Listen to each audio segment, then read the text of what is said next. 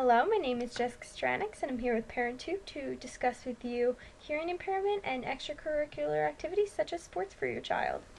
Our son Johnny has a hearing impairment. He wants to be involved in extracurricular activities, mainly sports, with his hearing peers, but we don't know what to do. Are sports safe for him? What accommodations will be needed? Is he even allowed to participate? Are there certain restrictions? We want him to have a normal childhood, but we need help.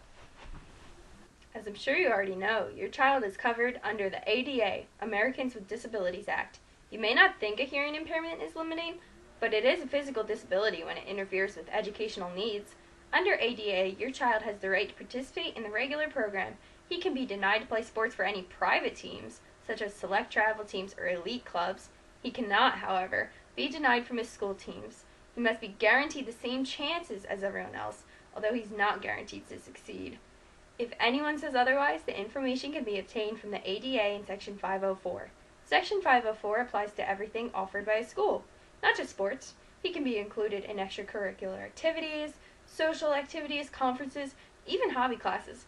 So yes, in short, your child with a hearing impairment can go ahead and try out for a school team. That's great, so he can participate. But how? It depends on his listening device. If your child has mild to severe hearing loss, I'd recommend an in-the-ear hearing aid with a soft canal. That's for sports like soccer and rugby. This way, any physical contact that may happen is less likely to interfere with his device and it won't hurt your child's ear. If necessary, an FM device can also be used. The microphone would be attached to the coach or the referee. If Johnny wants to play a high-contact sport like football, he can always get a modified helmet with his hearing device inside. Wrestling is one of the only sports that he can't use any type of hearing device.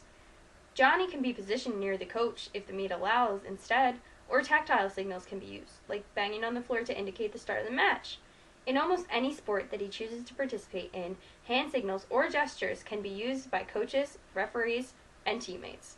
Gestures can indicate a type of call, certain information, or instructions. Wait, that's not too bad. That's all? He can just have a few different accommodations? Yes.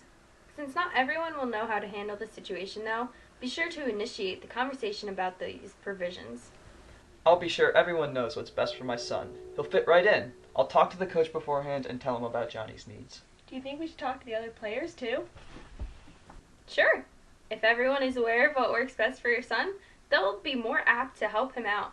If Johnny requires something as simple as his teammates to look directly at him when they talk, it shouldn't be hard for everyone to make that small adjustment. Sometimes his field positions can help him as well. If Johnny has a cochlear implant on his right side, he can play the left side of the soccer field.